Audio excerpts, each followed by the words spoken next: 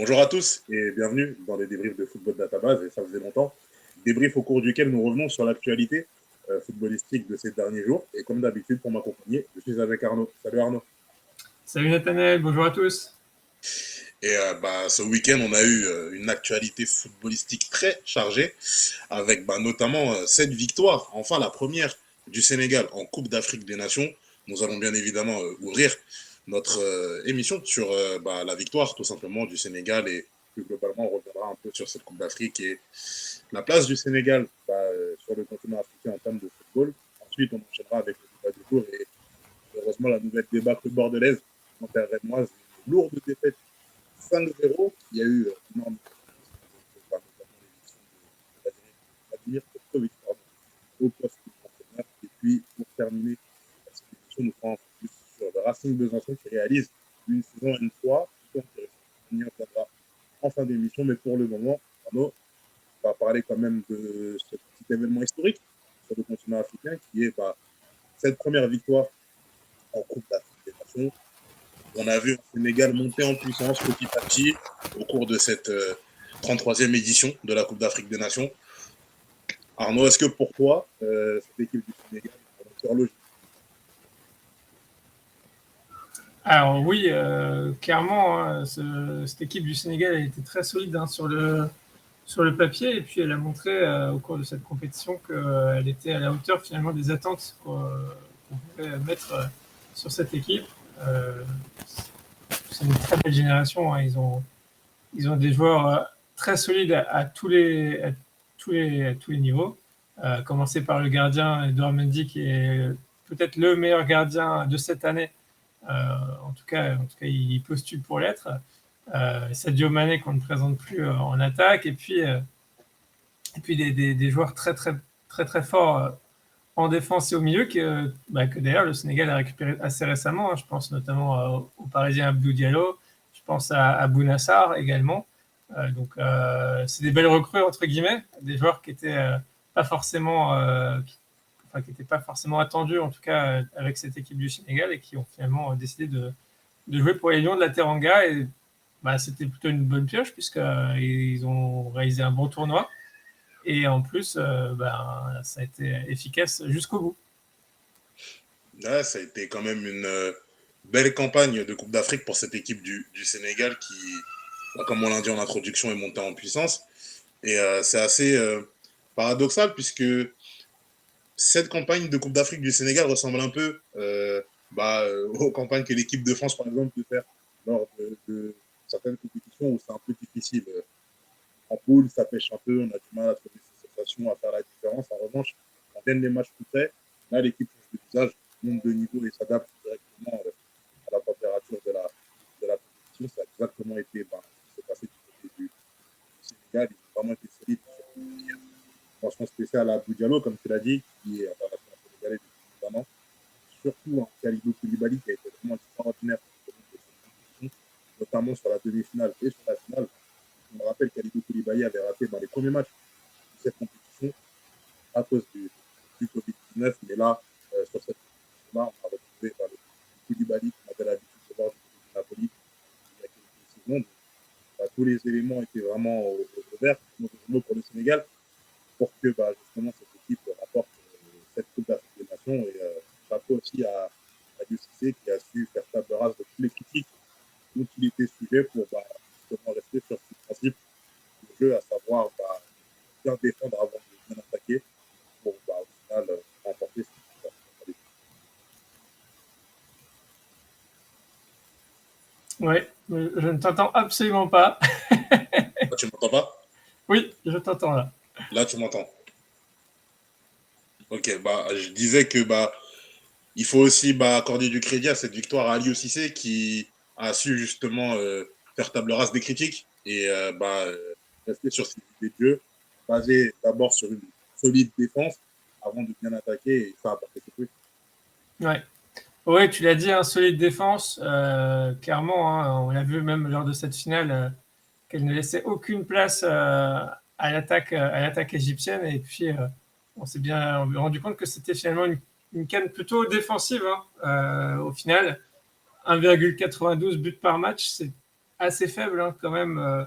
C'est en termes de chiffres, c'est le plus faible total de buts par match depuis 2002, donc depuis quasiment 20 ans.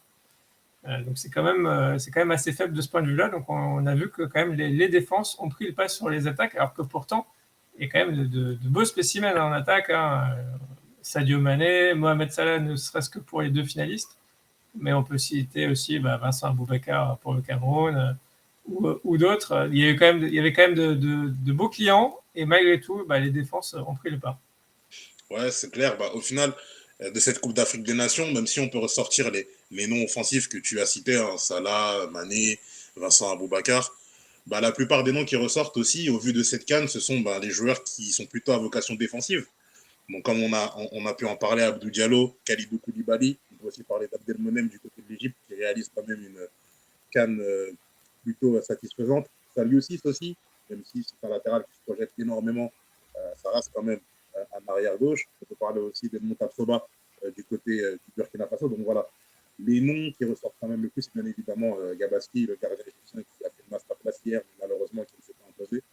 Edouard Mendy, mais voilà, c'est vrai que comme tu l'as dit, cette année, on était plutôt axé sur la défense, plus sur l'attaque. D'ailleurs, même l'Égypte, c'était 2 buts lors de cette Coupe d'Afrique. Donc ça prouve bien que cette année, il fallait d'abord bien défendre avant d'attaquer. D'ailleurs, si on fait le comparatif avec les éditions précédentes, pour toi, où est-ce que tu situes justement cette histoire du Sénégal dans l'histoire de la France? Alors c'est assez difficile de les situer parce qu'il y a eu bien évidemment 70 ans d'histoire de la CAN et autant de vainqueurs. Malgré tout, ce que je retiens de cette équipe du Sénégal, c'est que c'est en tout cas sur le papier l'une des plus équilibrées. Hein, on a connaissance quand même d'équipes qui étaient vraiment menées notamment par les attaquants. Hein. Je peux citer par exemple le Nigeria de 94 avec le trio offensif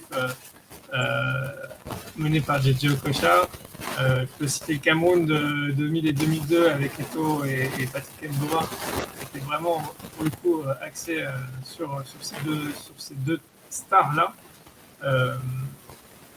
Ça me fait penser un petit peu à cette équipe d'Égypte qui a régné entre 2006 et 2010, où effectivement c'était très équilibré. Alors il n'y avait pas de grande star, mais c'était hyper solide. Tu sentais que c'était très difficile à jouer. Et d'ailleurs, c'est pas pour rien qu'ils ont gagné 3 fois de suite le tournoi. Et puis, ça me fait penser à cette équipe de Côte d'Ivoire en 2015, qui était aussi très forte, très équilibrée, qui était pour le coup une des favorites du tournoi et qui n'a pas failli à son statut. Quel est ton point de vue là-dessus, Nathanaël?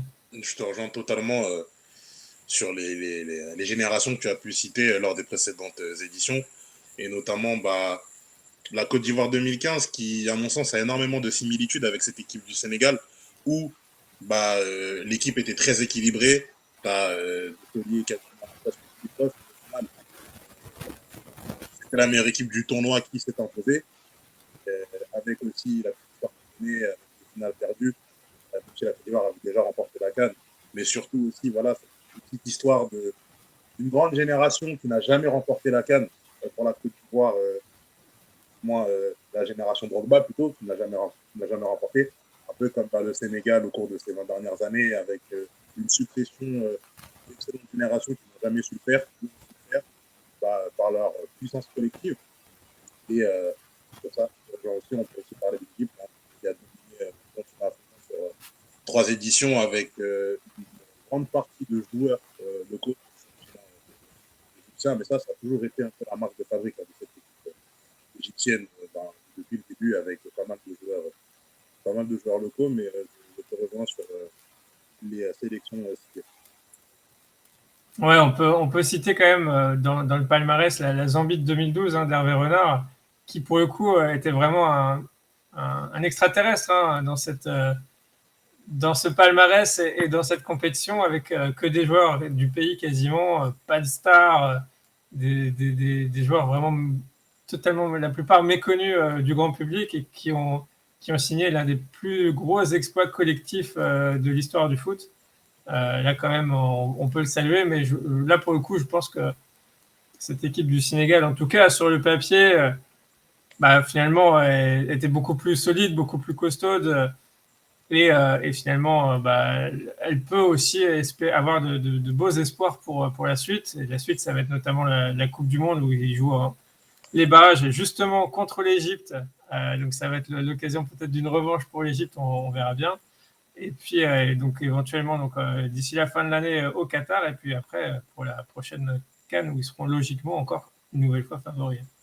C'est clair, il reste encore quelques petites échéances du côté du Sénégal avec notamment cette double confrontation face à l'Égypte pour une place en Coupe du Monde. Ça fera une grosse nation du football africain qui ne sera pas présente du côté du Qatar. En tout cas, on imagine une ambiance magnifique du côté de Liverpool pour Jürgen Klopp parce que ça ne va pas être facile de gérer les états d'esprit des uns et des autres. Et d'ailleurs, en parlant d'états d'esprit compliqués, je pense qu'on peut enchaîner sur notre débat du jour avec malheureusement la débâcle bordelaise, comme on vous disait en intro, du côté du Stade Rémois, une lourde défaite 5-0 qui vient faire écho à une précédente défaite 6-0 il y a quelques semaines.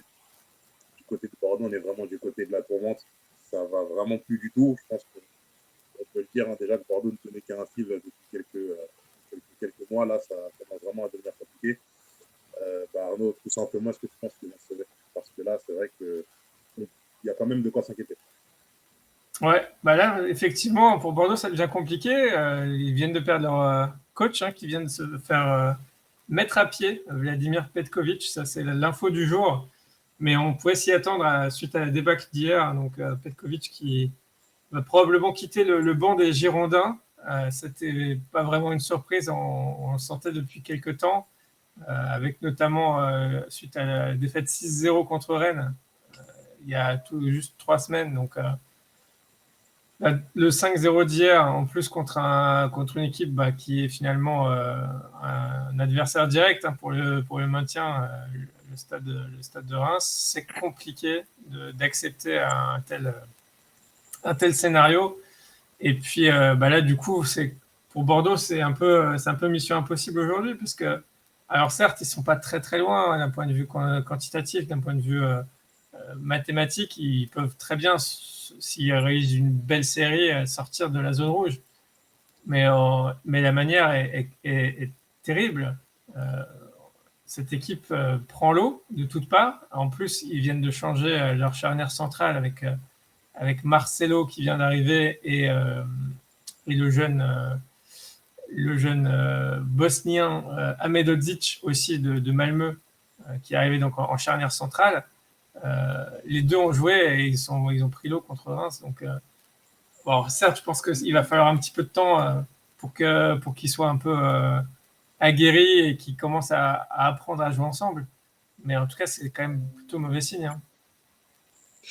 C'est vrai que ça sent pas bon pour Bordeaux. Malgré tout, je suis quelqu'un de très positif et j'ai quand même envie d'y croire.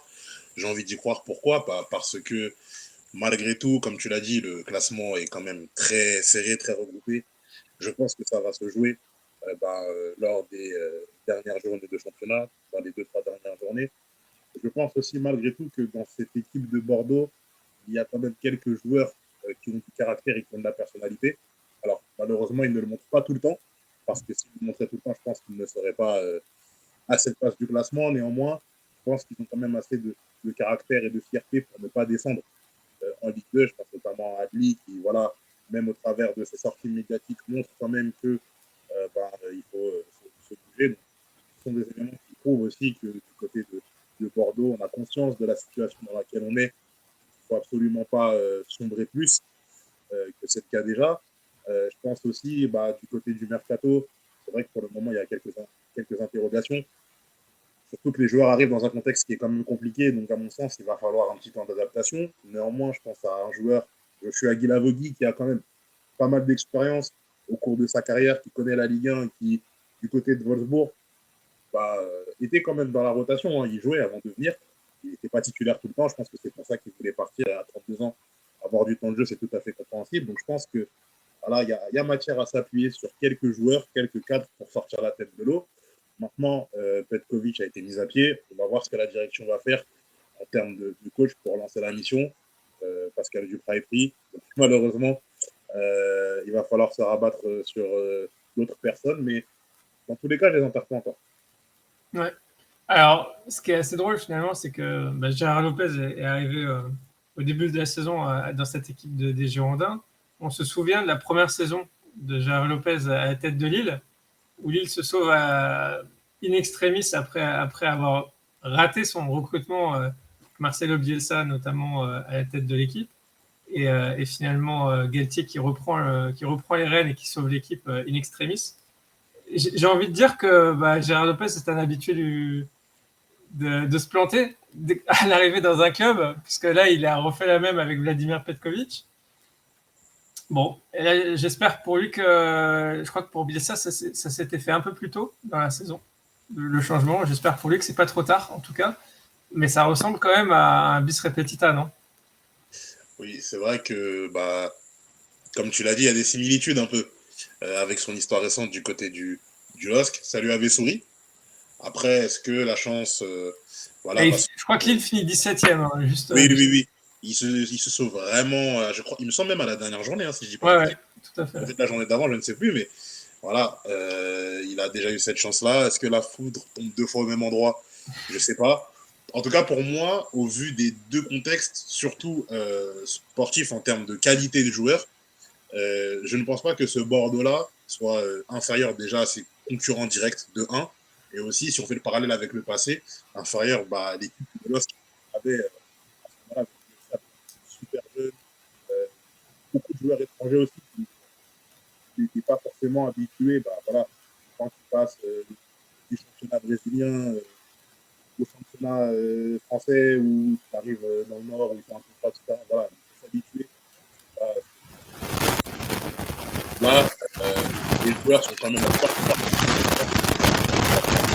cette année, donc ils peuvent le faire. Ils peuvent le faire. Maintenant, ça ne dépend que d'eux. Une fois de plus aussi de Gérard Lopez, parce qu'il va falloir faire attention à la personne qui va venir prendre justement les rênes de l'équipe. Est-ce que tu as peut-être des petites idées de coach qui pourraient venir?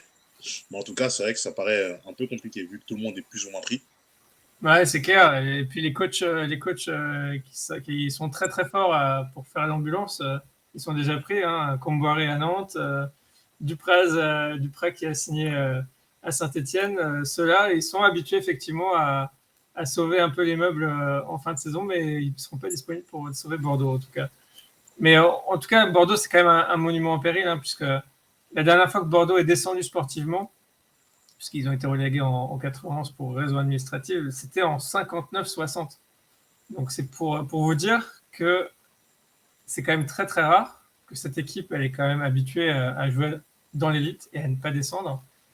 Ce qui serait donc dramatique à la fois pour les Bordelais, pour les supporters, pour le club de descendre en fin de saison. On sait que les dernières saisons ont été quand même difficiles du côté des Girondins. Donc là, on peut quand même tirer la sonnette d'alarme de manière assez importante. Hein. Surtout que, on l'a dit, Bordeaux encaisse beaucoup de buts. 58 buts encaissés en Ligue 1 depuis le début de la saison. C'est la pire défense d'Europe aujourd'hui. Donc, de ce côté-là, je suis d'accord avec toi, Nathanaël. Ils ont des bons joueurs et ils ont un effectif qui est capable, très clairement, de se maintenir. Le souci, c'est la fébrilité défensive qui fait qu'ils prennent beaucoup, beaucoup de buts. Et on l'a vu, même quand ils gagnent contre Strasbourg, ils ont gagné 4-3 en prenant aussi beaucoup de buts. Donc, alors certes, le but, c'est de marquer plus de buts que l'adversaire, mais comme diraient la plupart des coachs français, d'abord on défend et après on voit pour marquer des buts. Quoi. Ouais, mais c'est clair, hein, tu as raison, je pense que n'importe quel coach te le dira. Préfère gagner 1-0 que de gagner 4-3, c'est clair. Déjà, pour le cœur, c'est mieux. Et puis, oui, tu gagnes 4-3, mais tu ne mettras pas 4 buts à toutes les rencontres. Donc, si tu pouvais éviter d'en encaisser, franchement, ça serait pas mal. Mais au-delà de ça, je pense que le problème aussi, et tu me diras ce que tu en penses, c'est le choix du coach dès le début de la saison. Est-ce que Vladimir Petkovic était une bonne solution, sachant que il réalisait du bon travail avec la Suisse, certes, mais c'est une sélection. Donc, le travail de sélectionneur est quand même différent du coach de club ou au quotidien tu suis une équipe, etc. Donc, je pense que déjà la première erreur de la saison, elle a été là.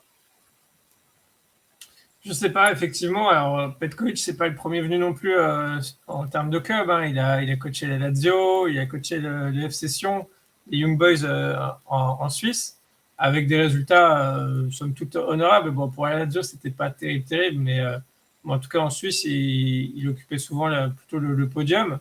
Donc, on peut pas dire non plus que ça soit le premier venu. Alors certes, il a passé 7 ans sur le banc de la Suisse, donc forcément, ça joue et ça a un impact. Mais on a bien vu qu'avec la Suisse, il a eu de bons résultats. Il a fait des belles performances. Donc c'est pas un mauvais coach en soi. Je ne saurais pas dire aujourd'hui pourquoi il n'a pas réussi à Bordeaux. En tout cas, c'était clair depuis un petit moment déjà que la mayonnaise ne prenait pas. Et je trouve que la direction a mis du temps à s'en rendre compte et à lui laisser finalement sa chance, alors que je pense qu'on aurait gagné au moins quelques semaines à changer ça, parce qu'on voyait bien que ça prenait pas la bonne direction et que les joueurs n'étaient pas impliqués comme il le fallait, que la défense n'était pas non plus, au niveau. Donc, je comprends pas pourquoi ça a aussi tardé. Et ce qui m'inquiète pour les Girondins, c'est que ça risque d'être trop tard. C'est un peu l'inquiétude, quoi. Ouais, et sur ça aussi, je te rejoins. Peut-être que l'éveil, entre guillemets, ou les décisions arrivent trop tard. Une fois de plus, la chance, entre guillemets, qu'ils ont, c'est qu'ils ne sont pas largués de déplacement. Et ça aurait pu être vraiment terrible pour les Girondins parce que partir dans un sprint où tu as énormément de temps de retard pour revenir, c'est un peu compliqué. Un peu à l'instar de ce qui se passe pour ceux qui suivent le championnat de Belgique anglaise avec le Bonnet à la tête de Derby County qui est en mission remontada, mais c'est compliqué parce qu'il y a beaucoup de points à rattraper. Mais c'est vrai que du côté de Bordeaux, comme tu l'as dit, ce serait quand même un sacré monument qui s'en irait si relégation Ligue 1, hein, descendu. Je pense que le championnat de France en prendrait un petit coup, disons, par rapport au club qu'on a l'habitude de voir en Ligue 1. Mais écoute, bon, en tout cas, personnellement, je pense quand même qu'ils vont faire leur destin dans leur main. J'ai quand même hâte de voir euh, quel coach ils appelleront pour sauver la saison. Peut-être pas, je pense à un coach interne, ce qui est aussi une possibilité, mais là, quand même, ça me paraît compliqué pour prendre des risques. Je pense qu'il ne faut pas justement en prendre et s'appuyer sur des résultats. Ouais. Et puis, ce qui est inquiétant aussi quand même dans cette équipe de Bordeaux, c'est le recrutement qui a été fait là au mercato hivernal. Alors, on peut citer effectivement Anel Ahmedhodzic, qui est pour moi plutôt un bon recrutement parce que c'est un joueur d'avenir qui en tout cas monte en puissance au fil des saisons, de ce qu'il a fait, de ce qu'il a pu faire à Malmö ou en sélection de Bosnie. En revanche, moi j'ai quand même de gros doutes sur Danilo Inatenko, le joueur qui a pris un carton rouge d'ailleurs pour son premier match ce week-end. C'est un Ukrainien de 24 ans qui vient d'un club, le Dnipro 1, qui n'est pas forcément le plus connu d'Ukraine, qui a un parcours très très moyen jusqu'à aujourd'hui. Où est-ce qu'ils sont allés le dénicher, celui-là? Déjà, première question. Deuxième question, il est censé remplacer Otavio, puisque c'est un milieu récupérateur, et il est là pour remplacer numériquement, en tout cas, Otavio, qui est parti qui est retourné au Brésil. Otavio, qui était quand même un joueur sûr, une valeur sûre de ce championnat, et qui a montré toutes ses qualités depuis plusieurs saisons à Bordeaux. Là, quand même, j'ai l'impression qu'on a perdu en qualité, on a perdu en valeur. Enfin, je sais pas. Je pense que là, je suis très très inquiet par rapport à ce recrutement-là.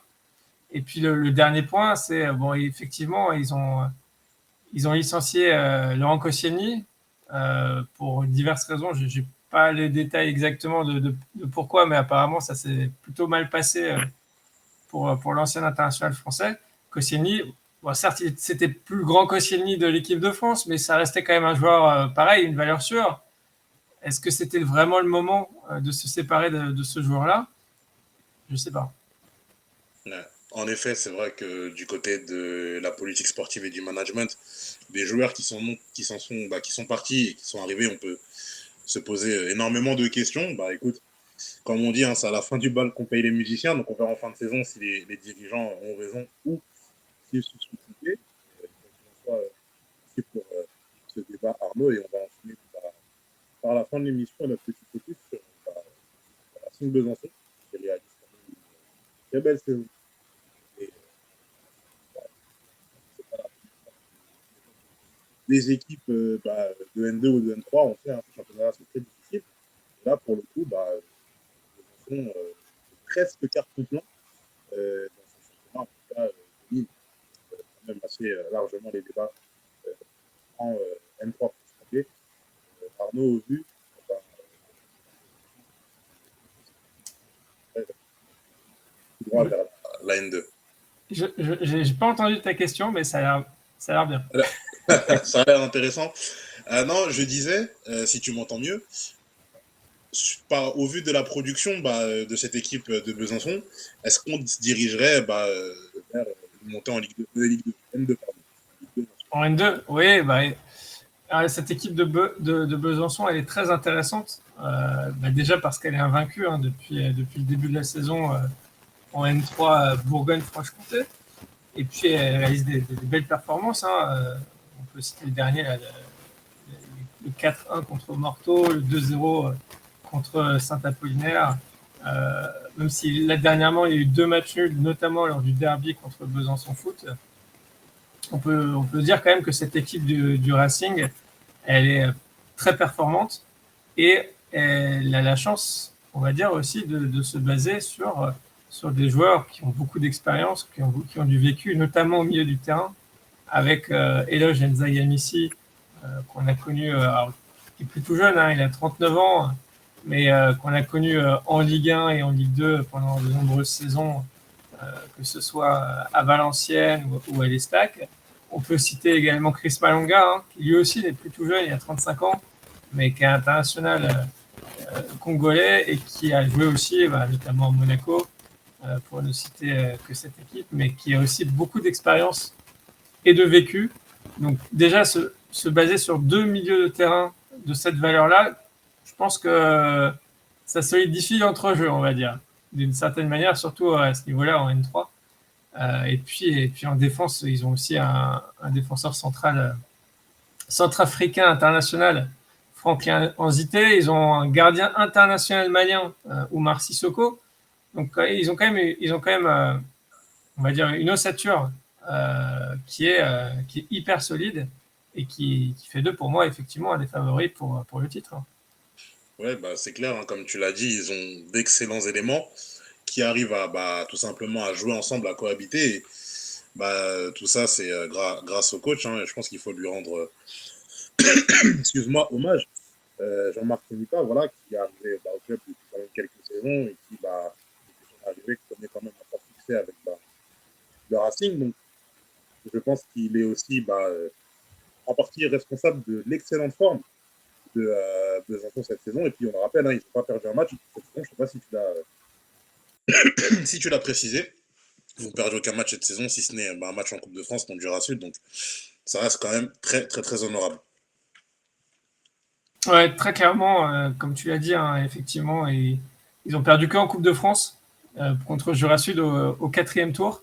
Et puis, il faut dire aussi que l'année dernière, donc lors de la saison 2020-2021, eh bien, le Racing était aussi en tête de son championnat avant la fin des compétitions dues au Covid. Que du coup potentiellement ils auraient pu aussi monter. Alors certes, il n'y avait pas eu beaucoup de journées, hein. Je crois qu'il y avait eu 6 journées de championnat qui avaient été réalisées, mais ils étaient déjà en tête de cette compétition-là. Donc ça prouve que voilà, ça date pas d'hier déjà cette qualité-là, et que là, on peut l'espérer en tout cas cette saison. Ils vont aller au bout de leur chance. Exactement. En tout cas, ils ont tous les éléments pour aller disputer cette montée en Ligue 2. En attendant, ils sont leaders du championnat avec quelques points d'avance sur la baie de Sochaux. Donc voilà, ils ont un petit matelas quand même assez confortable. Disons qu'ils ont droit à un joker et demi. Je pense que pour un club qui n'a pas perdu cette saison, ça devrait être suffisant, sans bien sûr évidemment leur porter l'œil. Mais en tout cas, ils ont montré de la constance, de la solidité, du réalisme aussi. Donc je pense que les éléments sont réunis. Et comme tu l'as dit, ils n'en sont pas à leur premier coup d'essai. Ils étaient bien partis disons, pour monter, mais le Covid a gelé tout simplement les championnats de National 2 et de National 3 il y a quelques temps. Donc malheureusement, ils n'ont pas pu se battre toute une saison pour monter en N2, mais en tout cas, cette saison, c'est vrai que c'est très bien parti. Arnaud, merci beaucoup. Je pense qu'on a été complet sur la question de Besançon et puis de manière générale sur tous nos sujets. Merci beaucoup pour ce débrief. Bien, Merci à toi, Nathanaël. bien évidemment, toutes les statistiques énoncées dans ce débrief, vous pouvez bien évidemment les retrouver sur notre site footballdatabase.eu. Comme d'habitude, Arnaud, je te laisse le mot de la fin. Eh ben, non, t'as tout dit. Eh ben, si j'ai tout dit, c'est parfait. Merci beaucoup. N'oubliez pas tout simplement de vous abonner à notre chaîne YouTube, à nos réseaux sociaux et puis de partager tout simplement cette émission et de la commenter. Merci beaucoup et puis on se retrouve pour un prochain débrief. Merci à tous. Au revoir.